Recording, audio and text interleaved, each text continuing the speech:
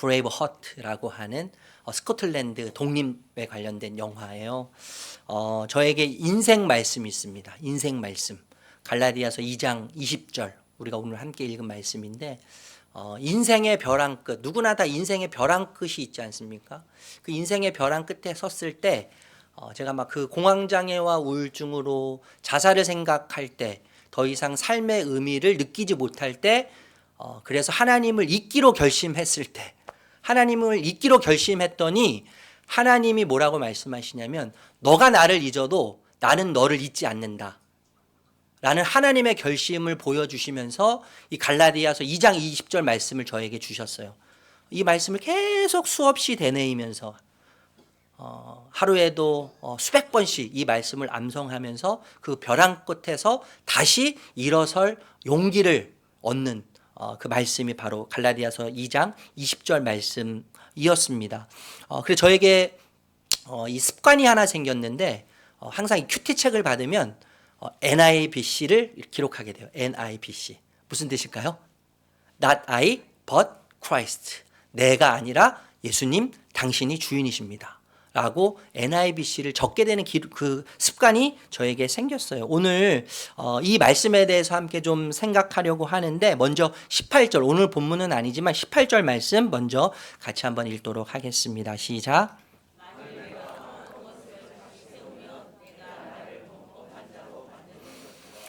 여러분, 죄는 경중이 없습니다.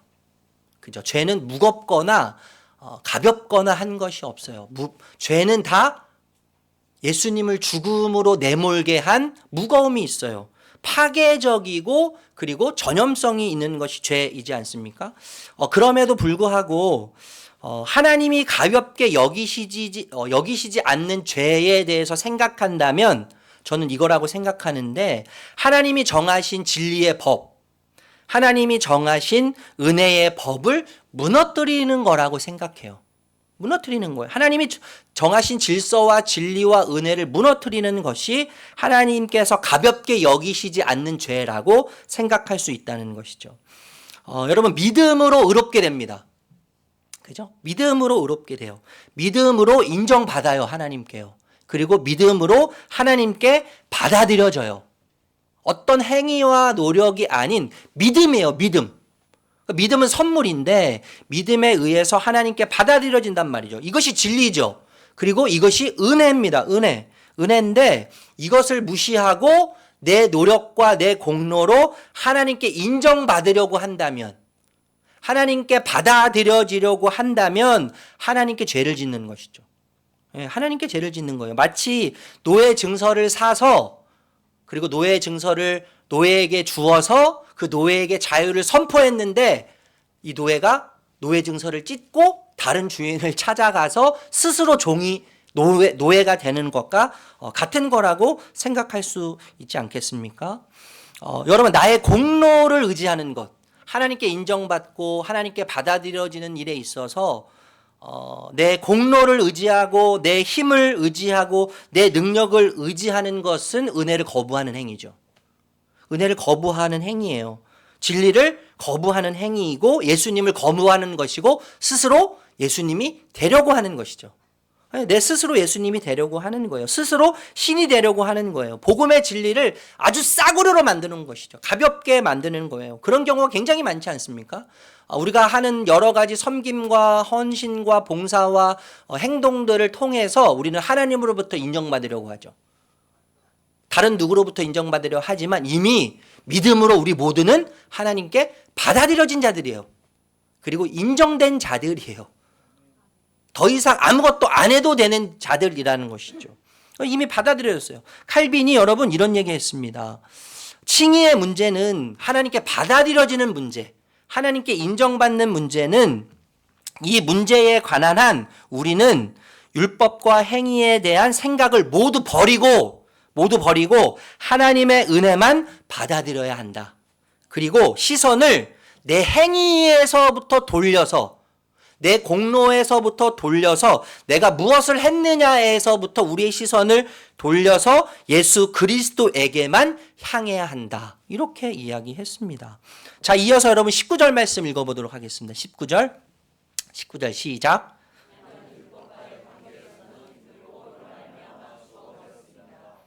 그것은 내가 하나님과의 관계 안에서 살려고 하는 것입니다.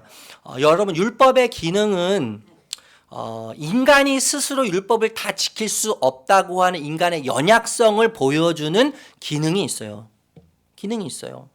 인간은 여러분 불완전하지 않습니까? 완벽을 추구하지만 결코 완벽에 도달할 수 없는 존재가 인간이에요. 그래서 율법을 우리가 대할 때, 율법 앞에 설 때 무엇을 깨닫게 되냐면, 나는 율법을 다 지킬 수 없구나. 나는 율법으로 완벽할 수 없구나. 나는 율법을 지킴으로 하나님께 인정을 받을 수 없는 존재구나라는 것을 깨닫게 돼요. 자각하게 된다는 것이죠. 바울은 여러분, 율법의 요구대로 누구보다 살려고 애쓴 사람 아닙니까? 하나님께 인정받고 하나님께 받아들여지는 보상 때문에 노력하고 순종해서 율법을 지켰어요. 그러니까 율법을 지킨 목적이 보상 때문이라는 거예요. 하나님께 받아들여지는 보상, 하나님께 인정받는 보상 때문에 율법을 지키고 행하려고 무단히도 노력했다는 것이죠. 그러니까 여러분, 율법을 지키려고 하는 이 바울의 열심과 순종은 하나님을 위한 것이 아니라 자신을 위한 거죠. 자신을 위한 거. 하나님께 받아들여지기 위한, 하나님께로부터 인정받기 위한 율법 순종은 자신을 위한 거였어요. 하나님이 없었어요, 거기에는요. 하나님을 향한 순전한 사랑이 아니라 순전히 보상과 얻는 것을 위해서 한 순종이고 한 행위였다는 것이죠. 그런데 여러분, 이 바울이 율법이 요구하는 대로 살면 살수록 인정받을 수 없고 그렇게 살 수 없다는 것을 깨달아요. 그래서 과거에 바울은 율법에 대해서 살았어요. 율법에 대해서는 살았지만 하나님에 대해서는 죽은 자였죠. 율법에 대해서는 산 자로 하나님에 대해서는 죽은 자로 살았습니다. 이후에 이제 이 바울이 믿음의 법칙을 발견하지 않습니까? 믿음으로 인정받는 것.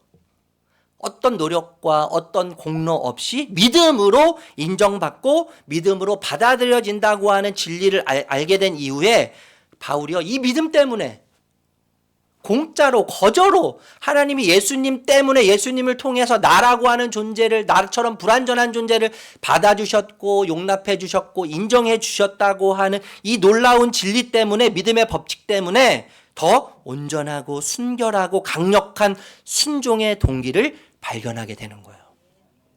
과거에는 얻어내기 위해서, 인정받기 위해서 무언가를 하나님으로부터 딜해서 얻어내기 위해서 순종했다면 이제는 완전히 반대가 된 거예요.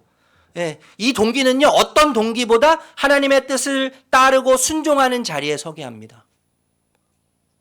어떤 나의 조건과 자격이 아닌 일방적인 하나님의 인정하심, 하나님의 일방적인 받아들여 주심, 하나님의 용납하심은 이것을 받은 자로 하여금 동기를 불러일으키는데 더 온전하고 순결하고 강력한 순종의 동기를 일으키는 거예요. 그래서 하나님의 뜻을 따르고 순종하는 자리에 서게 합니다. 이게 복음이지 않습니까? 무엇을 더 얻어내려고 하나님으로부터 거래해서 무엇을 더 얻어내고 내 뜻을 하나님께 관철시켜서 내가 원하는 어떤 것을 얻어내려고 하는 것이 아닌, 이미 인정받았어요. 이미 받아들여졌어요. 그리고 예수를 얻음으로 이 세상의 주인이신 예수를 얻음으로 모든 것을 얻은 자가 됐어요. 예수를 가짐으로 이 세상의 모든 것을 가진 자가 됐단 말이에요. 그래서 여러분, 내 뜻대로 하나님이 조종되지 않아도 괜찮은 거예요. 예수님이 내 안에 계시기 때문에. 예수님을 소유함으로 내가 모든 것을 소유한 자 되었기 때문에, 과거에는 무언가를 거래해서 얻어내려고 내가 순종하고 복종하고 말씀을 지켰다면, 이제는 이미 인정받았기 때문에, 모든 것을 얻었기 때문에 내 뜻대로 하나님이 조종되지 않아도 괜찮은 것이죠. 더 이상 나에게 하나님을 맞추려고 하지 않아요. 그래도 괜찮아요. 내 뜻과 하나님의 뜻이 달라도 괜찮아요. 오히려 나를 하나님께 맞추게 되는 거예요. 이게 신비죠. 이것이 무엇입니까, 여러분? 율법에 대하여 죽고 그리고 하나님에 대하여 사는 자의 모습이라고 할 수 있지 않겠습니까? 20절 말씀 읽어볼게요. 20절 말씀. 20절 시작.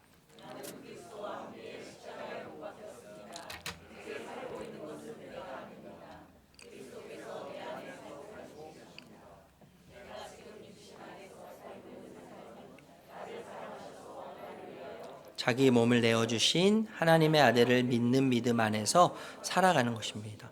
여기 여러분 십자가에 못 박혔습니다 라는 표현이 있어요. 완료형이에요. 완료. 과거 완료형. 이미 예수님께서 십자가에 못 박히셔서 죽으셨어요. 완료됐어요. 완결되었어요. 예수님께서 십자가에서 나의 죄의 형량을 다 가져가시지 않았습니까? 다 가지고 가셔서 치르셨어요. 그리고 예수님의 깨끗한 죄 목록이 전혀 없는 그 목록을 우리에게 주셨어요. 부당한 거래. 말 그대로 부당한 거래예요. 이루어질 수 없는 부당한 거래를 하심으로 예수님께서 나를 위해서 죽으시고 부활하셔서 우리가 받아들여진 거죠. 예수님으로 인해 하나님께 받아들여졌습니다. 인정받았습니다. 더 이상 예를 들어서 돈을 빌렸는데 은행에서 돈을 빌렸는데 예수님이 다 갚아주셨기 때문에 우리는 원금 상환을 할 필요가 더 이상 없는 거예요. 원금을 다 갚았으니까 여러분 이자를 낼 필요도 없어요. 독촉장을 받을 이유도 없어요. 독촉 전화를 받을 이유도 없고 은행에서 찾아와서 돈을 내라고 빨리 갚으라고 할 이유도 없어요. 자유한 거죠. 자유한 거예요, 여러분. 예수님께서 십자가에 못 박히셔서 죽으실 때 십자가에 못 박혔습니다 라고 한 이 완료형은 우리의 모든 고통과 아픔과 상처와 죽음과 질병을 함께 십자가에서 못 박아 멸하셨어요. 멸하셨어요, 여러분. 우리는 이제 상관없는 자들이에요, 사실. 우리는 아픔과 고통과 질병과 상처와 괴로움과 그 어떤 고통과도 자유롭게 된, 자유가 선포된 자들인 거죠. 그 우리의 신분이죠. 그것이 우리의 정체성인데, 그런데 여러분 여전히 우리는 아파하는 자들이 있지 않습니까? 우리 여전히 질병이 있어요. 여전히 고통이 있어요. 예수님께서 십자가에서 이미 완결하셨다고 하는데 여전히 우리에게 상처가 있어요. 이것은 뭐죠, 여러분? 그걸 어떻게 우리가 이해해야 합니까? 여러분, 우리 인간은 취약성이 있어요. 취약성. 나약해요. 연약해요. 흙으로 만들어졌기 때문에 늘 취약성이 존재해요. 그래서 어떤 일이든지 일어날 수 있는 존재가 바로 우리예요. 우리 속성이 연약하기 때문에, 우리 존재 자체가 연약하기 때문에 우리에게는요 어떤 일이 일어날 수 있어요. 질병에 걸릴 수도 있어요, 여러분. 교통사고를 날 수가 있어요. 관계 속에서 상처받을 수도 있고 수많은 일들을 경험할 수 있어요. 그런데 중요한 게 뭐냐 하면 우리의 연약성과 취약성 때문에 우리가 문제를 맞닥뜨리고 어려움을 당하게 되지만 중요한 건 뭐냐면 모든 것을 이미 십자가에 못 박으신 주님으로 인해 어떻게 되는 거예요? 악이 선으로 바꿔지는 하나님의 일하심을 경험하게 되는 것이죠. 그러니까 우리에게 일어나는 모든 고통과 아픔은 우리의 죄값 때문에 우리가 죄값을 치르기 위해서 일어나는 일이 결코 아니라는 겁니다. 이미 예수님이 십자가에 다 못 박으셨어요. 이미 다 원금을 갚으셨어요. 이자도 낼 필요가 없어요. 독촉전화 받을 필요도 없어요. 왜냐하면 예수님께서 십자가에 이미 다 못 박으셨기 때문이에요. 그러나 우리에게 일어나는 악과 같은 현실들을 통해서 하는 하나님은 선으로 바꾸시는 하나님의 위대한 복음의 이야기들을 나타내시는 것이죠. 그런데 여러분 20절에 보면 긴장이 있습니다. 긴장이 있는데 이제 내가 살고 있는 것은 아닙니다. 죽음을 얘기해요. 이제 내가 살고 있지 않습니다. 죽음을 이야기하고 또 믿음 안에서 살아갑니다라고 하고 생명을 이야기해요. 죽음과 생명을 동시에 이야기하고 있어요. 긴장이 있는 거죠. 죽음과 삶의 긴장. 저는 이것을요 존재론적 이중성이라고 말씀드리고 싶어요. 존재론적 이중성.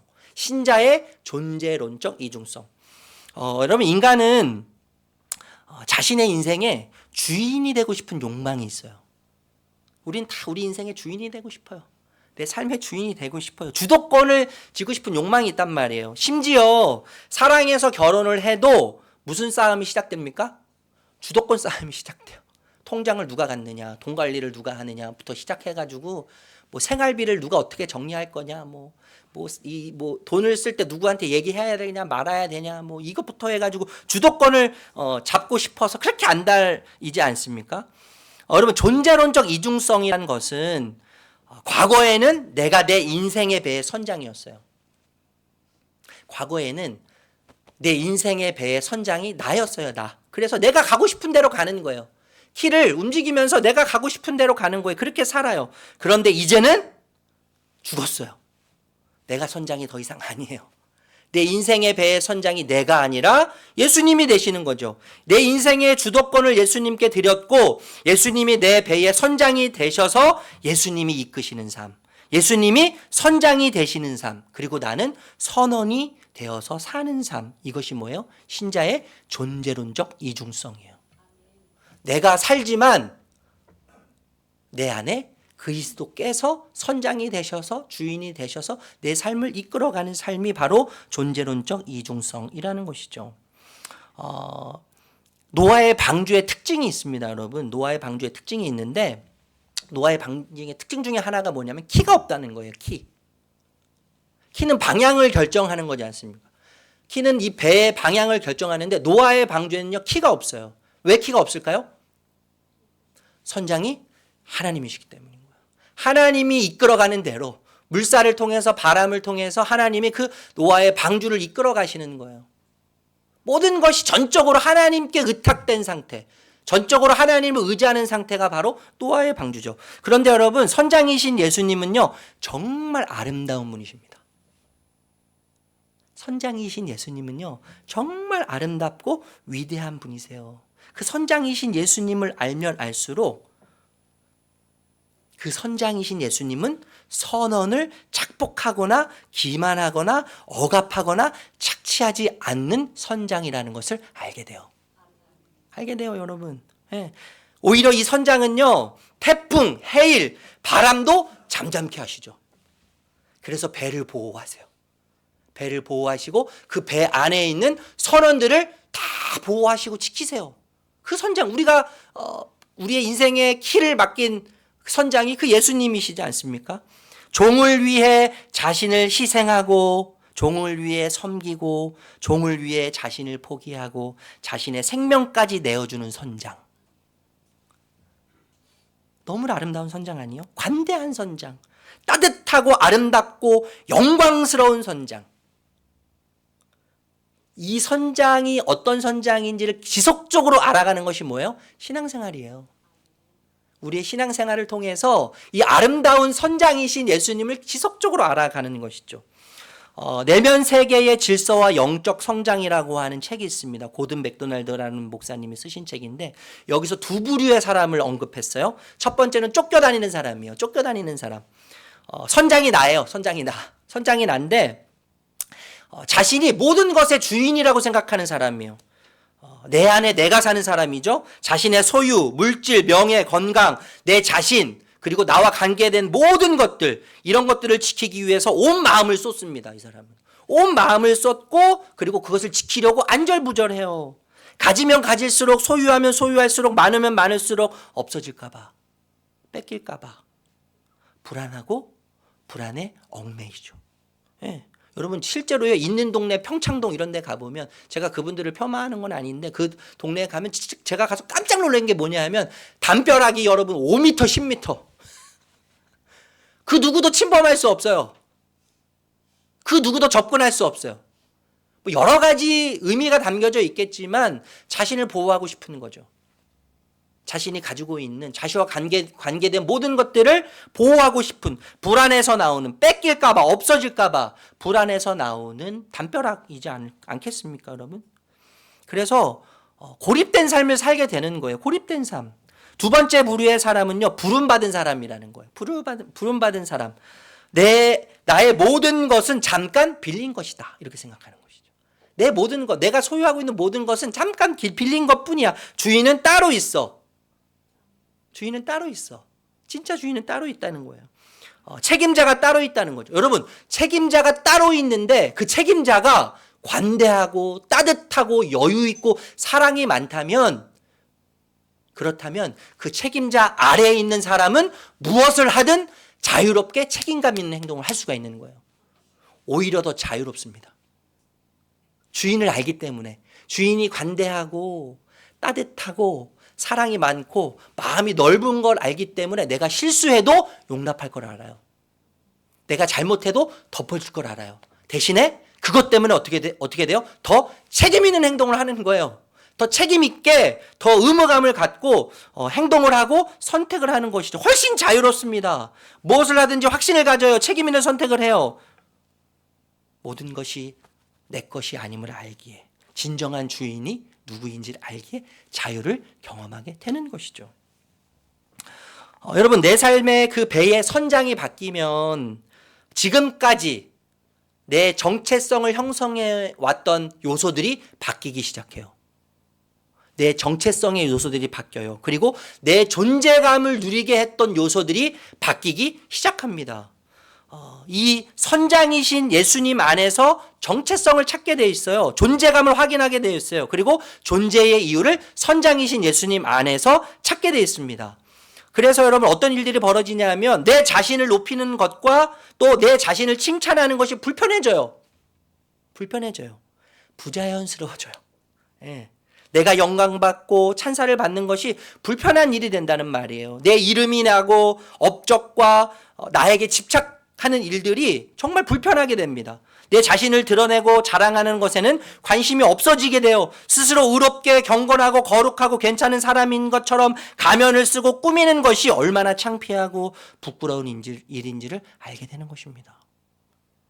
그래서 할 수만 있다면 예수님의 아름다움, 할 수만 있다면 예수님의 아름다움, 그분의 존귀함, 그분의 영광스러움을 드러내고 싶은 거룩한 욕망이 올라오는 거예요. 거룩한 욕망. 예. 무엇을 하든지 예수 그리스도가 드러나고 예수 그리스도가 존귀하게 되는 것에 관심이 갑니다. 관심이 가요. 그래서 선언, 그 배의 선언, 신자인 우리죠. 우리 선언이 해야 할 일은 지속적으로 우리를 통해 예수님이 사시도록 하는 일이에요. 예수님이 지속적으로 우리 삶에서 사시도록, 내 안에서 사시도록 하는 거예요. 선언인 우리를 통해 선장이신 예수님이 드러나는 것이 우리가 해야 할 일인 것이죠.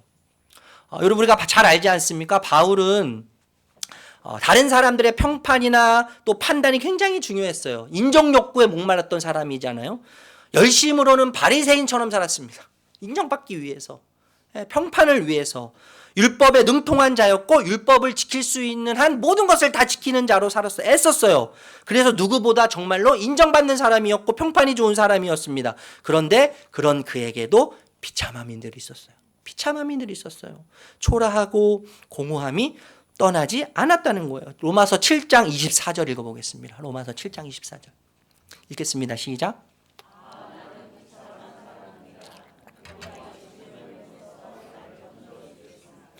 여러분, 사람들로부터 평판이 좋으면 좋을수록, 인정을 받으면 받을수록 더 목말라진다는 걸 아십니까? 사람들로부터 좋은 평판을 받을수록, 사람들로부터 인정받을수록요, 더 목말라져요. 누가 더 나를 인정해주지 않나? 누가 더 나를, 내 존재에 대해서 인정해주지 않나? 잘한다고 내 평판에 대해서 칭찬하지 않나? 더 목말라지면서 불안해져요. 신기해요. 여러분, 희한해요. 그러면서 공허함을 느끼면서 더 큰 텅 빈 공간을 발견해요. 참 희한한 일이에요. 여러분, 가수들이 제일 공허하고 허탈감을 느낄 때가 언제인 줄 아십니까? 몇천 명, 몇만 명 앞에서 완벽한 공연을 마치고 환호와 박수와 갈채를 받고 난 다음에 무대에 내려와서 쓸쓸하게 혼자 있을 때, 그때 가장 공허하다고 이야기하잖아요. 가장 허탈한 시간이 그 시간이라는 거예요. 공연을 완벽하게 마치고 난 다음, 그 다음 순간이 바로 공허하고 허탈하다는 거예요. 그래서 연예인들이 뭐예요? 마약하는 거예요. 그 외로움을 달래기 위해서, 그 공허함을 달래기 위해서. 제가 청소년 때 온누리교회 목요 찬양 집회를 굉장히 많이 열심히 다녔습니다. 그런데 하루는 이 목사님의 설교를 통해서 알게 됐는데, 찬양 집회가 끝나고 나면 목요일, 특히 목요일 저녁에 교회 건물 바로 담에 담배꽁초가 그렇게 많다는 거예요. 담배꽁초가 그렇게 많다는 거예요. 왜냐하면 하나님을 찬양하고 예배하고 찬양 집회 와서 막 거기서 춤을 추고 목소리 높여서 하지만 여전히 공허함이 있다는 거예요. 그 공허함을 달래기 위해서 청년들이 교회 건물 옆에서 담배를 폈다는 거예요. 여러분, 왜 그렇죠? 왜 하나님을 예배하고 찬양하는데도, 그 춤추면서 그렇게 목소리를 높여서 하나님을 예배하는데도 왜 텅 빈 마음을 느끼고 초라함을 느끼고 공허함을 느낍니까? 이유는 하나예요. 예수님이 마음에 사시지 않기 때문이에요. 예수님이 내 마음에 사시지 않기 때문에. 내 인생의 배의 선장이 여전히 나이기 때문이에요. 여러분 분명해야 합니다. 신자는 그리스도가 내 안에 사는 자예요. 그리고 나는 그리스도 안에 사는 자예요. 그리스도가 내 인생의 배의 선장이 되시고 나는 그 배의 선원이 되어야 합니다. 그것이 뭐예요? 신자의 삶의 모습인 것이죠. 그렇지 않다면 여전히 여러분 우리는 종교생활만 열심히 하고 있는지 모릅니다. 하나님의 이름으로 예배하지만 예수님이 내 안에 계시지 않는다면 지금 절에서 부처님께 예불 드리는 것과 하나도 다르지 않다는 거예요. 여러분 나는 죽고 예수님이 사시는 삶, 존재론적 이중성, 이 은혜 가운데 우리가 들어가면 자연스럽게 우리 삶에 나타나는 반응들이 있습니다. 이 풍성하고 넉넉한 삶으로 이어지는데 자존감이 높아져요. 자존감이 높아지게 돼 있어요. 여러분 자신을 위해서 그리스도께서 십자가에서 죽으셨는데 그 나를 위해서 죽으셨다고 하는 그 사랑 때문에, 그 은혜 때문에 자신이 얼마나 고귀한 줄을 깨닫게 되는 것이죠. 그래서 어떻게 돼요? 자존감이 올라가는 거예요. 여러분 십자가의 이중성 제가 계속 말씀드리지만 십자가의 이중성은 뭡니까? 예수님께서 십자가에 못 박히셔서 죽으실 만큼 나는 사악한 존재죠. 그러나 동시에 하나님이신 예수님이 십자가에서 못 박히셔서 죽으실 만큼 나는 사랑받는 존재예요. 이중성이에요. 이중성 때문에 내가 주님 앞에서 자꾸 초라해지지만 결국엔 그 이중성, 십자가의 이중성 때문에 내 자존감이 주님 앞에서 올라가는 것입니다. 여러분 뿐만 아니라 무엇이든지 맡겨진 일에 성실하게 최선을 다하게 돼 있어요. 성실하게 최선을 다하게 돼 있어요. 여러분 신자는요 세상의 빛과 소금이 되는 자가 아니라 예수님께서 뭐라고 말씀하셨어요? 세상의 빛이에요. 그냥 빛. 우리가 무언가를 해서 빛이 되고 우리가 무언가를 해서 소금이 되는 것이 아니라 예수님은 빛이라고 하셨어요. 그냥 소금이라고 하셨어요. 소금이기 때문에 소금이 하는 모든 행동은 소금이죠. 빛이기 때문에 빛이 하는 모든 행동은 빛으로 드러나게 되어 있는 거예요. 그래서 여러분 내가 하는 모든 것이 세상의 빛과 소금이 된다는 것을 알기에 작은 일에 충성하는 거예요. 작은 일에. 빨래. 아무도 기억해 주지 않아요. 설거지. 아무도 기억해 주지 않아요. 아이들 케어하는 일. 아무도 기억해 주지 않아요. 그런데 존재론적 이중성에 거하는 신자는 완전히 다른 삶을 살게 되는 거 아니겠습니까? 여러분 작고 사소한 일에 즐거워하고 감사합니다. 작은 일에 또 사소한 일에 즐거워하고 감사해요. 여러분 세상에요 당연한 것은 하나도 없어요.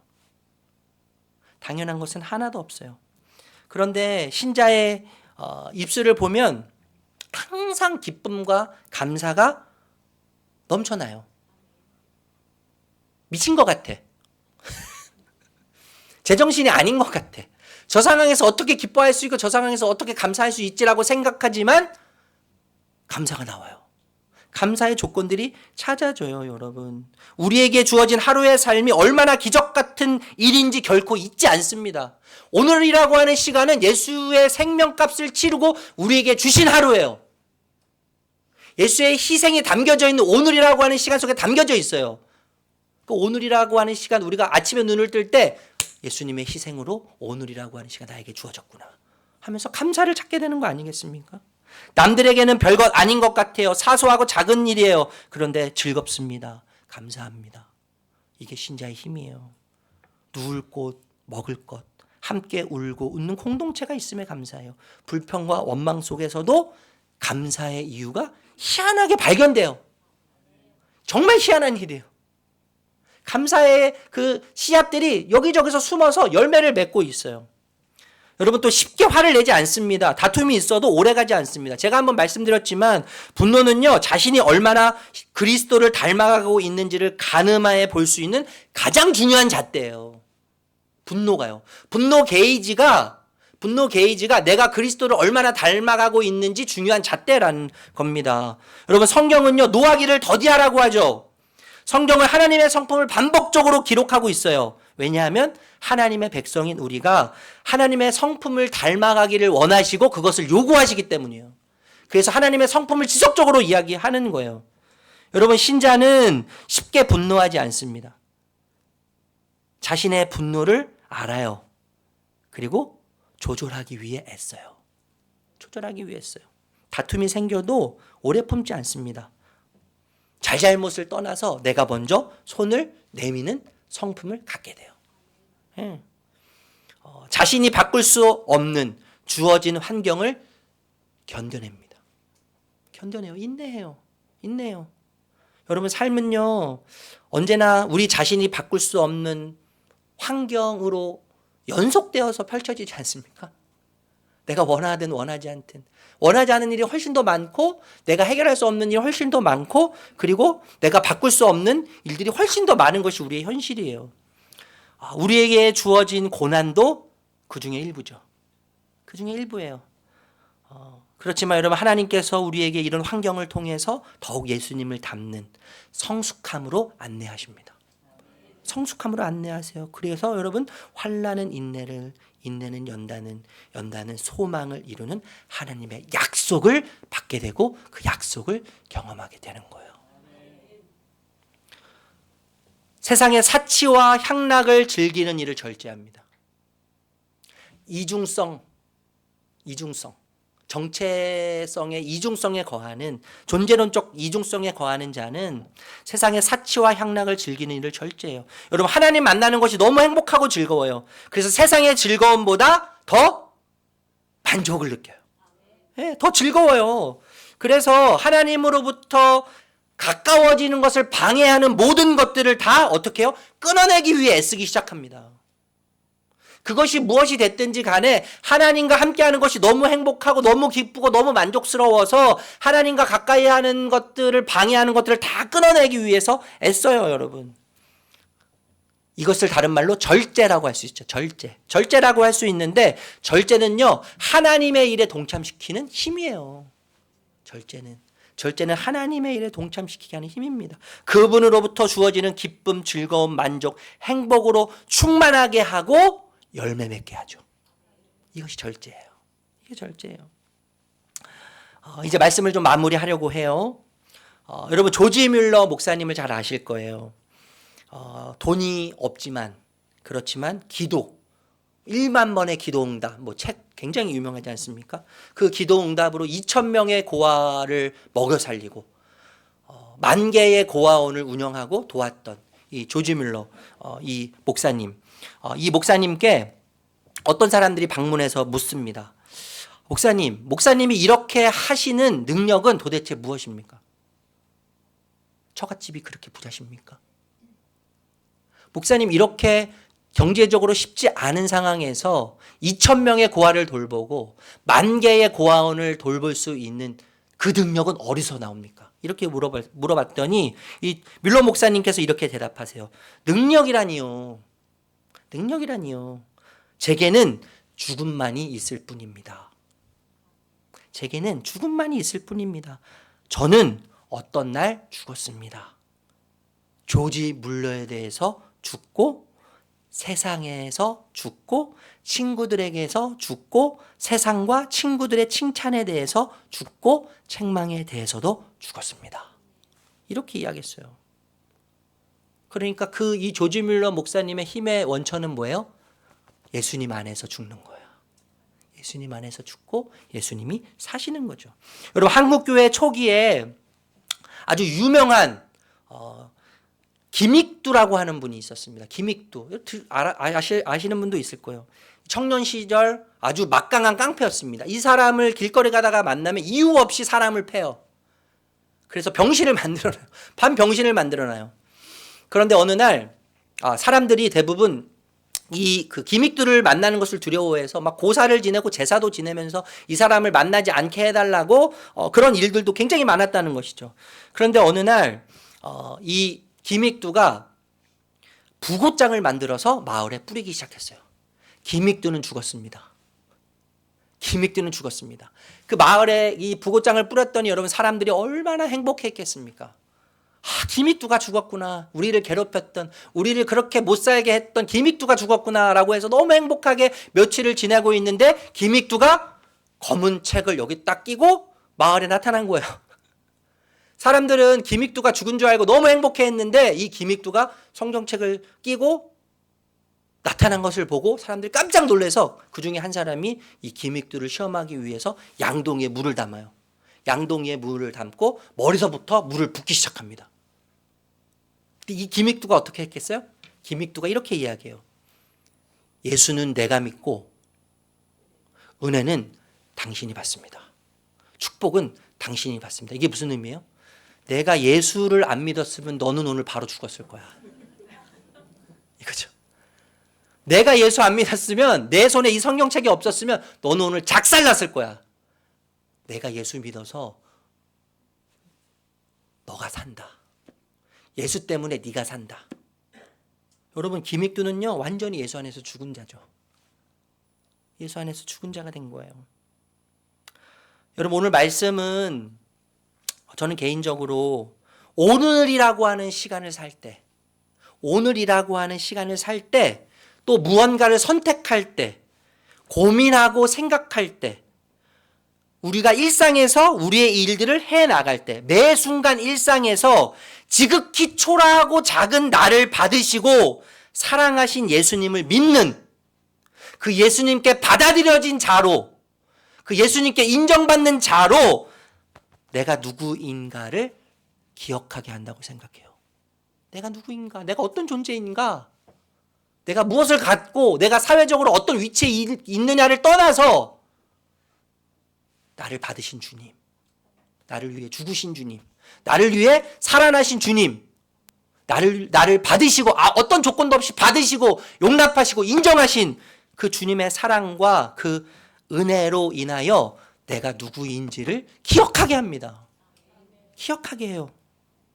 예수님과 함께 죽고 예수님 안에서 사는 존재론적 이중성을 생각하게 합니다.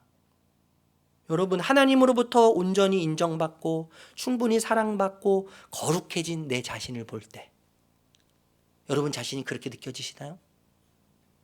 내 어떤 행위와 내 어떤 공로 전혀 상관없이 하나님으로부터 온전히 인정받은 자로, 온전히 사랑받는 자로, 충분히 사랑받는 자로, 충분히 거룩해진 자로 나를 볼 때 그분에게 기쁨으로 순종할 힘을 얻어요. 하나님이 말씀하신 대로, 명령하신 대로 살아가고 싶은 거룩한 욕망이 우리 안에서 불릴 듯 일어나요. 그래서 내 힘으로 말씀을 따라 살아가는 것이 아니라 그 주님으로 인해서, 그 은혜로 인해서 말씀을 따라가게 되는 것이죠. 자연스럽게 따라가는 거예요. 여러분, 우리의 현실이 벼랑 끝처럼 느껴질지라도 내가 예수님 안에서 죽고 예수님께서 내 안에 사셔서 내 인생의 배의 선장이 예수님이시라고 하는 사실 때문에 현실이 벼랑 끝처럼 느껴질지라도 자신감이 생기는 것이죠. 두려움과 불안을 극복하고 다시 용기를 내서 서서 다시 시작할 수 있는 것입니다. 내가 죽고 그가 살면.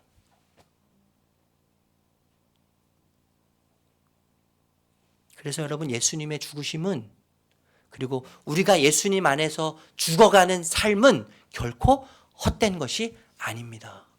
21절 읽고 마치겠습니다. 21절 시작. 의롭다고 하여 주시는 것이 율법으로 되는 것이라면 그리스도께서는 헛되이 죽으신 것이 됩니다. 여러분, 예수님은요 결코 헛되이 죽지 않으셨어요. 그 죽음을 통해 주님과 함께 연합되어 주님의 생명을 이번 한 주도 누리시는 우리 사랑하는 모든 성도님들 그 자리에 서시기를 예수님의 이름으로 축복합니다.